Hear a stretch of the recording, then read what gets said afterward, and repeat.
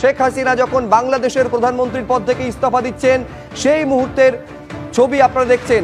তারপর বাংলাদেশ ছেড়ে তিনি ভারতে গাজিয়াবাদে হিন্ডন এয়ারপোর্ট এয়ারবেসে তার বিমান নামে এই মুহূর্তে জানা যাচ্ছে তিনি সম্ভবত সূত্র মারফত জানা যাচ্ছে তিনি ভারতে কিছুদিন থাকবেন।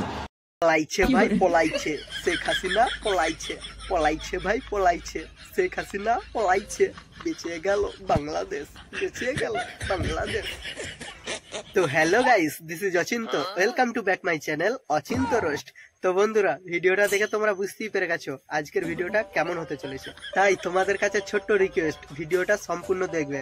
আর একটা কথা, আমার চ্যানেলে যারা নতুন এসছো অবশ্যই কিন্তু চ্যানেলটা সাবস্ক্রাইব করে দেবে এইরকম ভিডিও দেখার জন্য। চলো বেশি না বকে ভাট, ভিডিওটা করা যাক স্টার্ট।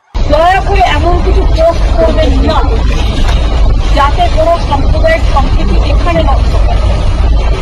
কেউ কোনো সাম্প্রদায়িকতার মূলক আচরণ করবেন না এবং আইন হাতে তুলে নেবেন না।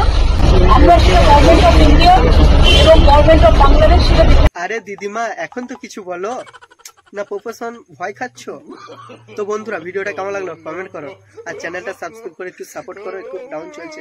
চলো তোমাদের জন্য আরেকটা নতুন ভিডিও নিয়ে আসছি। টাটা।